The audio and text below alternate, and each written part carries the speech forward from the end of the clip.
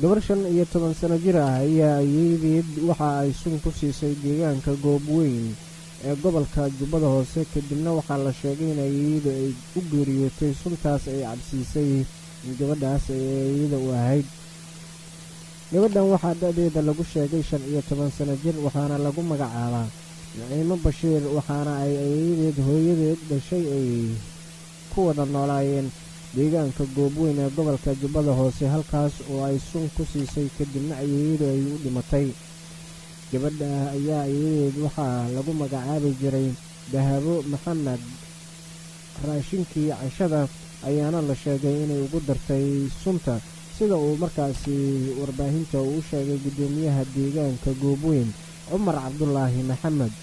dadka ku sugan deegaanka Goobweyn ee Jubbada Hoose ayaa dhacdadan xalay ka dhacday waxa ay markaasi sheegeen in ay sababta ay gabadha ayeedeed ay sunta u siisay in ay ahayd in ayeedu ay dhowr mar canaanatay gabadha kadibna ay gabadhu ay damacday in ay ayeedeed ay khaarijiso.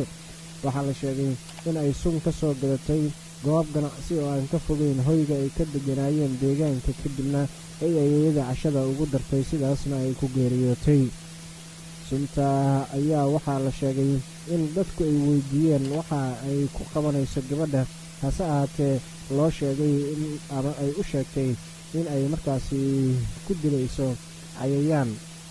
ciidamo ka tirsan kuwa maamulka Jubbaland ayaa saaka aroortii hore waxa ay gaareen deegaanka Goobweyn ee gobolka Jubbada Hoose waxaana ay soo qaadeen meydka ayeeyada iyaga oo sidoo kalena gacanta ku soo dhigay gabadhii sunta ku dishay ayeeyadeed. waxaa dhacdadan aad uga argagaxay dadka deegaanka. muuqaalo la soo geliyey baraha bulshada ayaa waxa ay muujinayaan in markaasi dadku ay aad ugu soo xoomeen guriga dhacdadan ay ka dhacday. waa dhif iyo naadir in markaasi wiil uu dilo qof waalid u ahaa.